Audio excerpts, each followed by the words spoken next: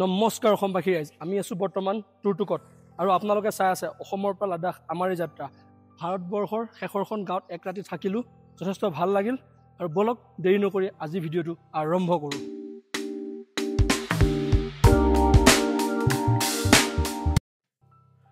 ৰাইজ গৈ আছোঁ বৰ্তমান ভাৰত আৰু পাকিস্তানৰ যি বৰ্ডাৰ, যি সীমাবৰ কাৰণে, আৰু এতিয়া আমাক ইয়াতে চেক পষ্টত এণ্ট্ৰি কৰিবৰ কাৰণে দিছে। আমি ৱেইট কৰি আছোঁ, ইয়াৰ পৰা এপ্ৰুভেল অহাৰ পাছতহে আমি পাৰ হৈ যাব পাৰিম। বৰ্তমান আমি আছোঁ টুৰটুক, ইণ্ডিয়াছ লাষ্ট ভিলেজ। ইয়াৰ পৰা অলপ আগত গৈ আমি পাম ইণ্ডিয়া পাকিস্তানৰ বৰ্ডাৰ। আমি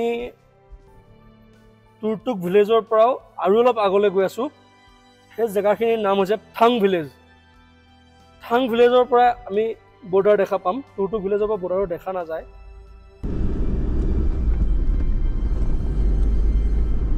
ৰাইজ আমি যে গৈ আছোঁ, এই ৰোডটো আপোনালোকে দেখিছেনে? চাওক, প্ৰতিটো ঠাইতে ভাৰতীয় সেনাজনসকল নিজৰ দায়িত্বত নিয়োজিত হৈ আছে। পাহাৰৰ ওপৰতো আছে, তলতো আছে, ৰাস্তাৰ কাষতো আছে, আৰু আমি তাৰ মাজেৰে গৈ আছোঁ। আৰু আগত এখন গেট আছে, সেই গেটখনেৰে কেৱল ভাৰতীয় সেনাজনসকল বা সেনাবাহিনীসকলৰহে প্ৰৱেশ আছে। গেটখনৰ কাষেৰে এটা ৰাস্তা গৈছে, সেই ৰাস্তাটোৱেদি আমি থাং ভিলেজ যাব পাৰিম। আৰু থাং ভিলেজৰ যি ভিউ পইণ্ট, সেই ভিউ পইণ্টৰ পৰা আমাৰ ভাৰত আৰু পাকিস্তানৰ যি সীমান্ত, যি LOC চাব পাৰিম। আৰু এই ঠাইলৈ কেৱল ভাৰতীয় নাগৰিকৰ বাহিৰা যি পৰ্যটক, আৰু সেই গেটখন পাৰ কৰিলোঁ, যিখন গেটেৰে আমাৰ ভাৰতীয় সেনাজোৱানসকল বৰ্ডাৰলৈ গুচি যায়, সীমান্তলৈ। সেই গেটখন পাৰ কৰি আমি এই ৰাস্তাটো দি আহিছোঁ। আমাৰ আগতো কোনো নাই, পাছতো কোনো নাই। আগতে যদি কোনোবা আহিছে, আগতীয়াকৈ আছে চাগে ভিউ পইণ্টত কোনোবা, কিন্তু বৰ্তমান ৰাস্তাটোত আমি অকলেই গৈ আছোঁ। এটা চৰাইৰো মাত নাই, এনেকুৱা নিঃশব্দ এটা ৰাস্তাৰে আমি গৈ আছোঁ। আৰু পামগৈ, বেছি দূৰ নাই। সেই গছ গছনিবিলাক যে দেখিছে, গছ গছনিবিলাকৰ আগতেই এই পাহাৰখনৰ তলতেই আছে সেই বৰ্ডাৰটো।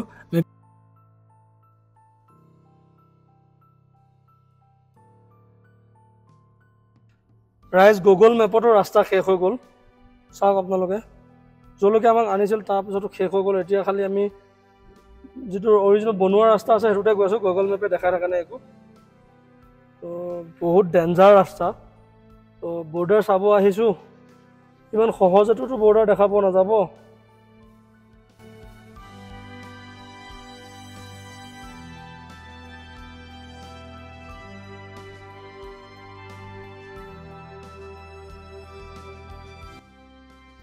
তো এখন কি লিখিছে চাওক, you are 2 kilometre away from Pakistan occupied and proudly standing at Thang, the northernmost village of India.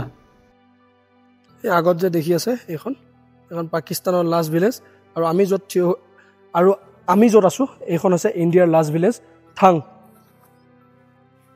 ये दो पेड़ के बीच से वहाँ पे एक घर दिखाई देता है ना, वहाँ पर अपना इंडियन आर्मी बैठते, वहाँ LOC लगा हुआ है। उसके बाद ये मैदान है ना सूखा सा, ये सारे मैदान पे नो मैंस लाइन लगा हुआ है। उसके बाद नदी है ना, पानी जा रहा है ना, नदी को कहते हैं शेयोग रिवर। शेयोग रिवर के राइट साइड पूरा पाकिस्तान की विलेज है, लेफ्ट साइड हमारे इंडिया की है। जो वहाँ पर ग्रीन ग्रीन दिखाई देता है ना, वो पाकिस्तान की विलेज है। वो विलेज का नाम है फ्रानू। ये गाँव का नाम है थंग, ये इंडिया के लास्ट गाँव है। ये गाँव का नाम है थंग, वो गाँव का नाम है फ्रानू, वो पाकिस्तान की लास्ट गाँव है। उसके बाद नीचे वाले ग्रीनी है ना, नीचे वाले ग्रीनी में तो कुछ घर बनी है, सिर्फ उनका एग्रीकल्चर लैंड है। आप ऊपर वाले ग्रीनी में देखना, ऊपर वाले ग्रीनी के बीच में सारा घर नजर आएगा उनका। उसके बाद आप लोग आना, फिर नीचे वाले ग्रीनी में आना। नीचे वाले ग्रीनी से राइट साइड माउंटेन पे जाना, थोड़ा ऊपर माउंटेन के बीच से रास्ता जा रहा है, छोटा सा लाइन जैसा। उसी को आप फॉलो करो, बिल्कुल कॉर्नर पर एंड पर रास्ता खत्म हो तो उनका बंकर नजर आएगा पाकिस्तान का। ये वाला माउंटेन सारा हमारे इंडिया के है। जो ये माउंटेन पे व्हाइट व्हाइट छोटा सा दो दिखाई देता है ना सर, वहाँ पर अपना इंडियन आर्मी बैठते हैं। अच्छा। ये लोग यहीं से जिगजैग रास्ता है, यहीं से चढ़ के जाते, पैदल जाते। अच्छा। ये सारे माउंटेन की पिक पर अपना इंडियन आर्मी बैठते हैं। ये पीछे वाला माउंटेन भी हमारी है। जो ये लंबा सा पिक है ना, लंबा से पिक पर अपने इंडियन आर्मी बैठते हैं। उसके बाद ये नीचे वाला माउंटेन थोड़ा लाल जैसा लगता है ना सर, ये यहीं से शुरू होते पीछे वहाँ माउंटेन तक। ये सारे माउंटेन पाकिस्तान की। ये सारे माउंटेन की पिक पर उनका आर्मी बैठते, पाकिस्तान के आर्मी बैठते। जो यहाँ नीचे से ब्लैक होल लगा के दिखाई दे रहा है सारे जगह पे, इससे आगे जा नहीं सकते, इससे आगे सारे जगह पे नो मैंस लाइन लगा हुआ है। अच्छा। हाँ, ये गाँव ये पहले पाकिस्तान में था, उसके बाद हमारे इंडिया ने कैप्चर किया हुआ है। चलो देख लो, यहीं से एडजस्ट करना, आगे पीछे आप लोग आराम से देख के वहाँ ৰাইজ শুনিলেনে কি সুন্দৰভাৱে এগৰাকী মহিলাই আমাৰ দেশ ভাৰত আৰু পাকিস্তানৰ মাজত যি বৰ্ডাৰ আছে LOC বিষয়ে খুব সুন্দৰকৈ বুজাই পেলাই কৈছে। মই আপোনালোকক মোবাইলটো অলপ জুম কৰি দেখাই আছোঁ। চাওক ৰাইজ, এই গছ দুডাল দেখিছেনে? এই গছ দুডালৰ মাজেৰে চাব, মই আপোনালোকক দেখাই আছোঁ। অলপ জুম কৰি দিছোঁ। চাওক, এই যি লাগি আছে ফেঞ্চিংখন, এয়াই হৈছে ভাৰত আৰু পাকিস্তানৰ বৰ্ডাৰ LOC।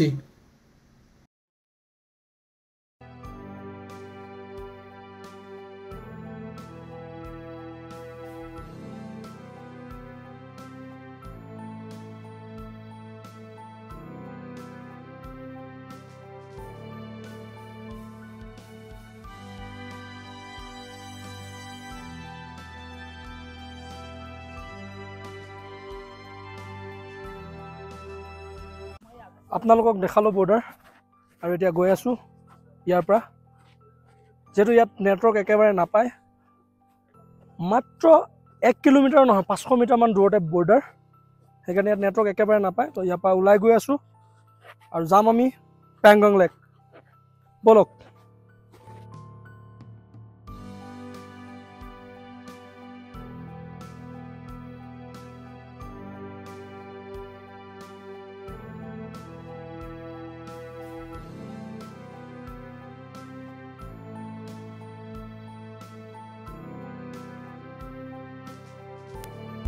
চাৰি 5 কিলোমিটাৰমান দীঘল হ'ব, প্ৰায় 4-5 কিলোমিটাৰ দীঘল ৰাস্তাটো একেলগে দেখা গৈছে ওপৰৰ পৰা।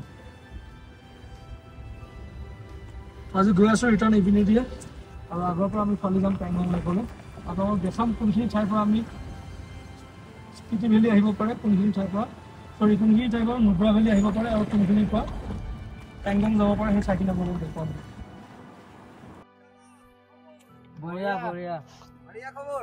ক'ত ঘৰ আপোনালোকৰ? আপোনালোকৰ ঘৰ ক'ত?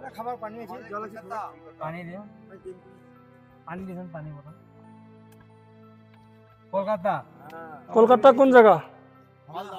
হাওড়া। বাংলা নহয়, অসমীয়া লিখা আছে এইটো।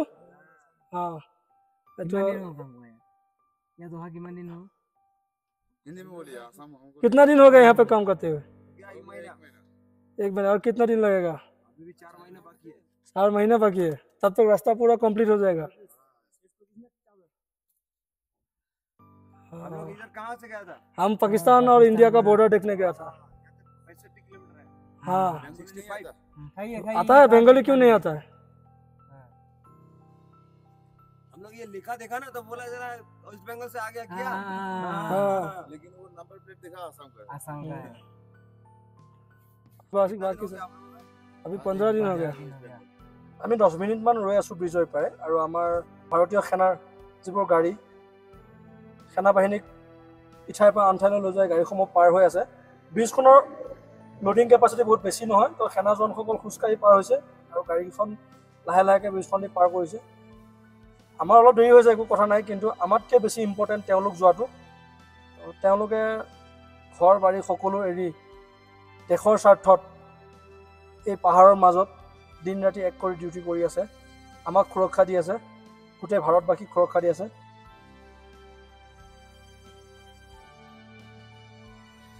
এই গাড়ীখন যে চলাই গৈছিল আৰ্মি গাড়ীখন, তেওঁ অসমৰ হয়, গোৱালপাৰাৰ। আমাৰ গাড়ীখন যোৱাকালিয়ে দেখিছিল আৰু আজি পাই গ'ল। মাত লগালে, শুভেচ্ছা দিলে, ঘূৰিব দিছে লৰাকখন, বেছ কেম্প চেছ কেম্প চাব দিছে। ভাল লাগিল, অসমৰ মানুহ পাইছোঁ আজি। তেওঁৰ লগত যথেষ্টখিনি কথা পাতিলোঁ, কিন্তু তেওঁৰ মুখখন আমি ভিডিঅ'ত দেখা নাই, কাৰণ তেওঁ ডিউটিত আছিল, ইউনিফৰ্মত আছিল, সেইকাৰণে তেওঁৰ মুখখন আমি নেদেখুৱালোঁ ভিডিঅ'ত। বাকী এতিয়া আগবাঢ়ি আছোঁ পেংগং লেকলৈ। কি সুন্দৰ ৰাস্তা, গৈ আছোঁ। আগত ৰাস্তাটো অলপ বেয়া হ'ব বুলি শুনিছোঁ, কাৰণ এখন ব্ৰিজৰ কাম চলি আছে। বাকী সকলোৱে অহা যোৱা কৰি আছে, আমিও আগবাঢ়ি গৈ আছোঁ। ব'লকচোন যাওঁ।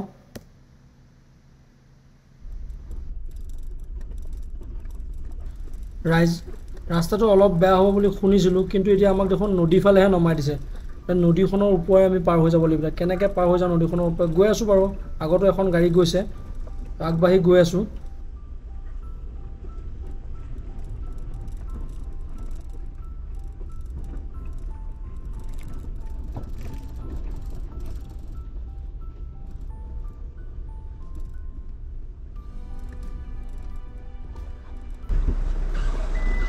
ইফালৰ পৰা এখন গাড়ী আহি আছে, গাড়ীখন পাৰ হওক, কেনেকৈ পাৰ হয় আৰু কিমান দ আছে এইটো চাই লওঁ, তাৰপাছত মই মোৰ গাড়ীখন পাৰ কৰাই আছোঁ।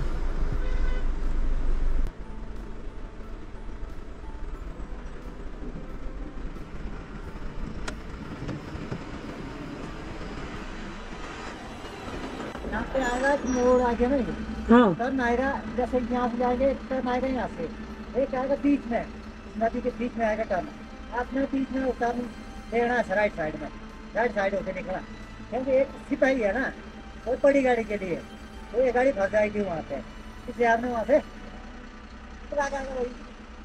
रोड है पुल से नीचे है। हाँ ठीक है ठीक।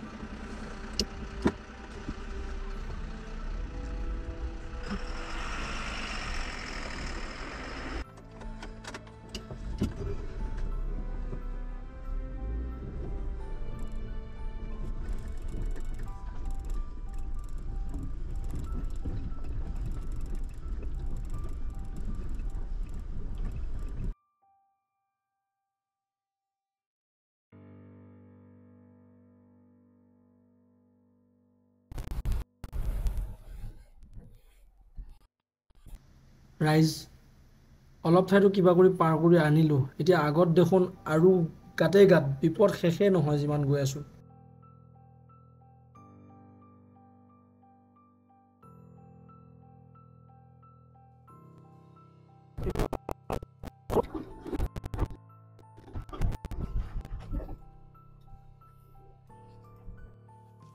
গাড়ীখন ক'ৰবাত লাগি চাওঁ ৰাস্তাৰ তলত, কাৰণ গোটেই হেৰিটো লাগি আহিছে।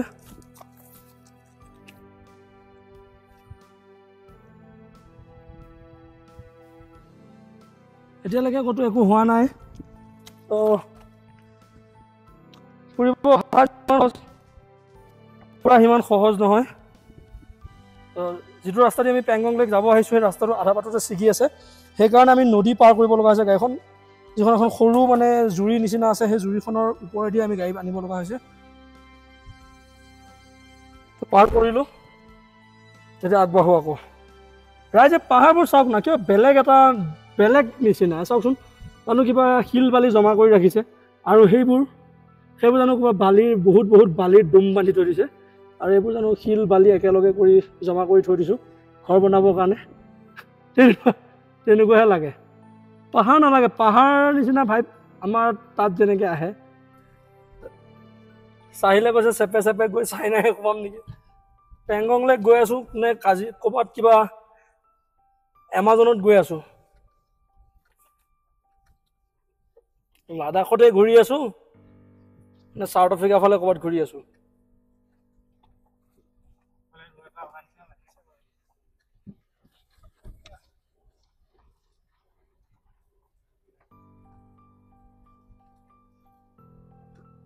এই ব্ৰিজখন বনাই থকাৰ কাৰণে আমি ইফালে ৰাইজ ৰাস্তা আকৌ ভাল হৈ গ'ল। আমি এতিয়া গৈ আছোঁ পেংগং লেক, আৰু বেছি সময় নালাগিব আমাৰ হাতত, প্ৰায় ইয়াৰ পৰা 120 কিলোমিটাৰমান বাকী আছে। আমি পাই যাম সোনকালে পেংগং লেক। একো খাব পৰা নাই, কাৰণ আমি সিপিন্ধি আহিলোঁ, সিপিন্ধি ইয়াত কোনো দোকান বজাৰ নাই। নদীখন পাৰ কৰাব লগা হ'ল গাড়ীখন, নদীখন পাৰ কৰি এতিয়া গৈ আছোঁ আমি। এতিয়া এইটো ৰাস্তা দেখিছে আপোনালোকে, নতুনকৈ কাম কৰি আছে, তো ৰাস্তা ভালেই হ'ব চাগে।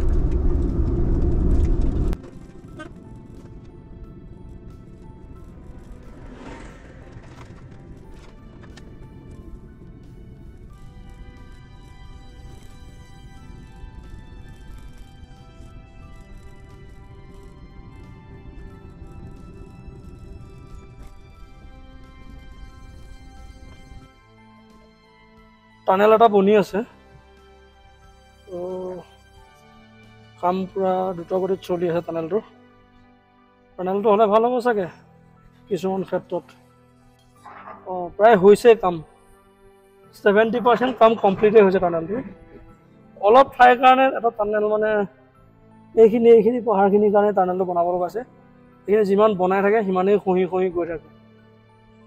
ৰাইজ বহুত ভয় লগা দেই।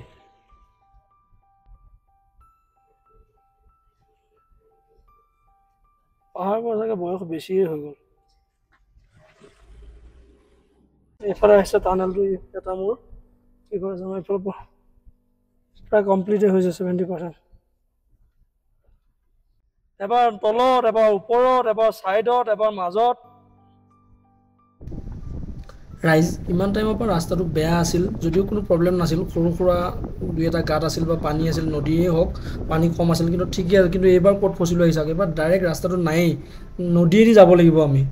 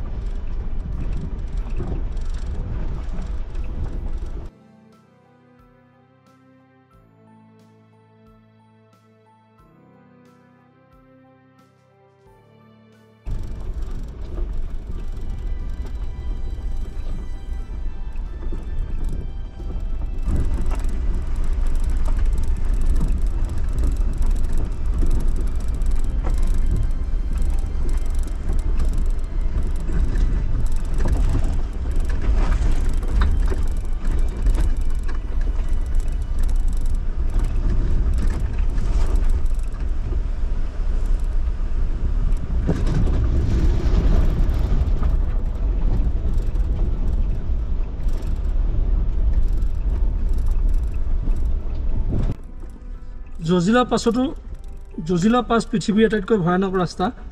ইয়াৰ এনেকুৱা পৰিস্থিতি, জজিলা পাছতকৈ ইয়াত বেয়া পৰিস্থিতি বৰ্তমান।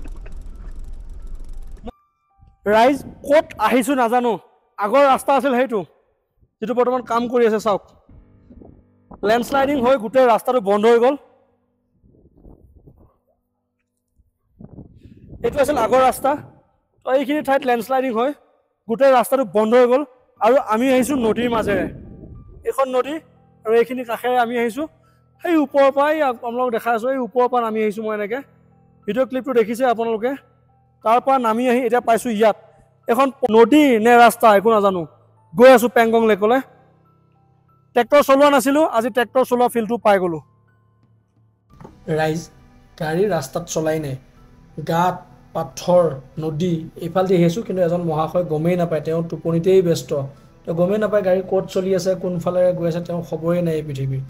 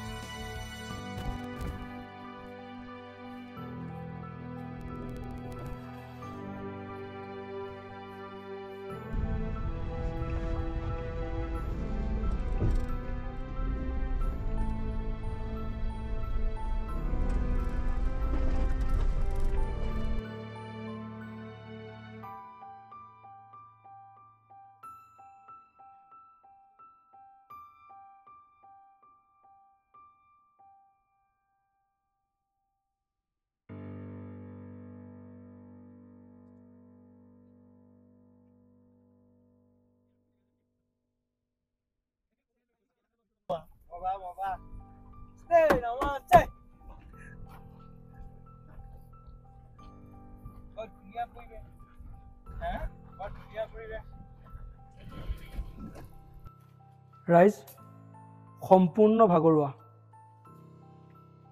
নদীখন পাৰ কৰাৰ পিছৰ পৰা যি আহিছোঁ আৰু সেই ৰাস্তাত যে পাথৰবোৰ পৰি আছিল, তাৰ পাছৰ পৰা যে ভিডিঅ' শ্বুট কৰিম তাৰ বাবে সময় পোৱা নাই। কাৰণ আমাৰ ৰাস্তাটো যিটো যাবৰ কাৰণে পেংগং লেক যাবৰ কাৰণে আমাৰ যিটো ৰাস্তা আছিল, সেই ৰাস্তাটো লেণ্ডশ্লাইডিং হৈ ব্লক হৈ গ'ল। ব্লক হৈ যোৱাৰ কাৰণে আমি বেলেগ এটা ৰাস্তা ল'লোঁ, যিটো একেবাৰে সৰু ৰাস্তা। ইফালৰ পৰা এখন গাড়ী আহিলে ইফালৰ পৰা যোৱা গাড়ীখনে ছাইড দিবৰ কাৰণে জেগা বিচাৰিব লাগে, নহ'লে আৰু বহুত টাইম লষ্ট হৈ গ'ল আমাৰ তাত। ৰাস্তাটো একেবাৰে ভাল নহয়, আৰু দুইখন কাণেদি শুনা নোপোৱা হৈ আছোঁ। এতিয়া মই যে কথা কৈ আছোঁ, মই নিজেই শুনা পোৱা নাই কি কৈ আছোঁ। গতিকে মই অলপ বহি পেলাই ৰেষ্ট লৈ আছোঁ আৰু চাহিলক টেণ্টকেইটা ফিটিং কৰিব দিছোঁ। আমি আছোঁ বৰ্তমান শক্তি বোলা এডোখৰ ঠাইত, ন চাহিল? শক্তি বোলা ঠাইত আছোঁ, কিন্তু দেহত একেবাৰে শক্তি নাই, পূৰা শেষ, ফুল ফাটি গৈছে। লাডাখ ৰাইড কৰা ৰোড ট্ৰিপ কৰা মজা ওলাই গৈছে। চাওক না, জোতাৰ অৱস্থা চাওক, জোতা পেণ্ট এইবিলাক অৱস্থা চালে আপোনালোকে দেখিলে গম পাব। গতিকে যিমান পাৰে চাহিলে সোনকালে টেণ্টকেইটা ফিটিং কৰিছে আৰু বিশেষকৈ মোৰ টেণ্টটো সোনকালে ফিটিং কৰিছে, কৈছে যে তোমাক টেণ্টটো কৰি দিওঁ, তুমি অলপ সোনকালে শুই যোৱা। দিনটো গাড়ী চলাই চলাই মই পূৰা ভাগৰুৱা হৈ গৈছোঁ। আৰু বতৰটো ইয়াত একেবাৰেই ভাল নহয়, বতাহটো একেবাৰে শুকান। বতাহত গ'লে ভাল লাগে, কিন্তু বতাহটোত যোৱাৰ লগে লগে আপোনাৰ ডিঙি চিঙি চব শুকাই আহে, আৰু আপুনি যিমান পানী খায় সিমান অসুবিধা হয়। গতিকে ইলেক্ট্ৰল খাই আছোঁ বাৰু পানীৰ লগত মিলাই মিলাই। আৰু আজি থাকিম আমি ইয়াত আহি চাপ্তিত হোটেল চোটেল একো নাপালোঁ, হোমষ্টেও পোৱা নাই। গতিকে এইখন দোকানৰ দাদাজনক সুধিছিলোঁ যে দাদা হোমষ্টে এটা হ'ব নেকি। তেওঁ পিছফালে এটা ৰুম আছে, তেওঁ ক'লে যে হোমষ্টেটো নহ'ব, আপোনালোকে মোৰ ৰুমটো ইউজ কৰিব পাৰিব, টেণ্ট লগাই পেলাই ৰুমত থাকিম আৰু, কাৰণ ৰুমত বেড নাই। গতিকে টেণ্ট লগাই পেলাই থাকিম। আৰু আজিলৈ ভিডিঅ'টো ইমানতে শেষ কৰিছোঁ। পেংগং লেক আমি যাব নোৱাৰিলোঁ, কালিলৈ যাম ৰাতিপুৱা। আৰু আমাৰ ভিডিঅ'বোৰ চাই যদি ভাল লাগি আছে লাইক কৰি দিব, শ্বেয়াৰ কৰি দিব, আমাৰ চেনেলটো ছাবস্ক্ৰাইব কৰি দিব। জয় আই অসম।